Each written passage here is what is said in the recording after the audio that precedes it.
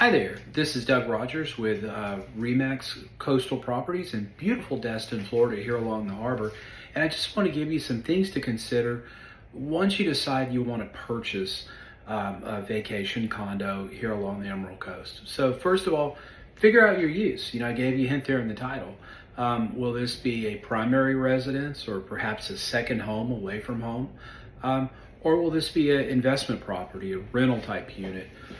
Some people actually do a little bit of both, and so they'll reserve a couple of weeks throughout the year, and then the rest of the time they'll put it on the open market. So figure out what works for you. There are some condos that don't allow rentals in them, and so we need to know your use up front so we can save some time out there in the field.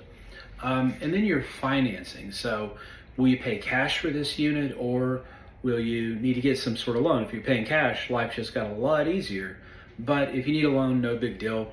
I strongly encourage using a local lender. Guys, these condos, these deals can be very complicated. Yes, you may have outstanding credit and a giant down payment, but these lenders, they look at the condos almost as closely as they look at the borrower. So you want a local guy or gal here on the ground that's familiar with these buildings and these associations, know the questions to ask, because what we see here on a regular basis, someone will insist on using an out-of-town or out-of-state lender. They'll get 3 weeks into escrow and find out, oh, that's a non-warrantable unit. We don't do those. And so it just causes a lot of frustration. So if you need a recommendation for a local trusted lender, reach out to me and we can help you out there.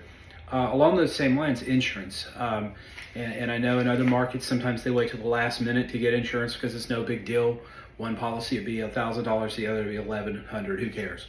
Well, in Florida, 3 inches from the Gulf of Mexico, we need to do our due diligence. And what I'm telling clients to do, what I'm advising clients to do these days, let's get that insurance guy or gal involved. Again, local one if possible, early in the process, maybe even before we make an offer.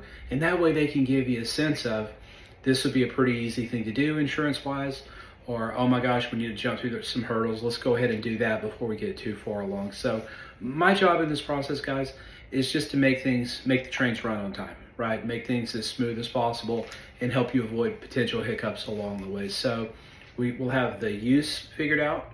We'll know if we need a loan. We'll have a local lender. We'll have a local insurance guy.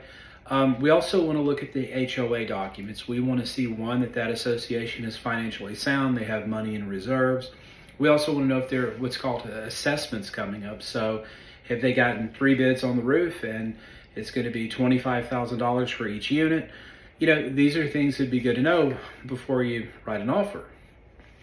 And so we'll look at the HOA, and then we need to decide if it is going to be some sort of vacation or investment property for you, what we do with the property management. So in other words, will you do some of the owner directed stuff, Verbo, those sorts of things, where you handle all the marketing and collecting rent yourself, or will you turn it over to one of the local property management companies? Either way is fine. And again, if you need a recommendation on that, I'm here for you guys as well. So just some things to consider. Don't want to flood you with information. Get it, flood.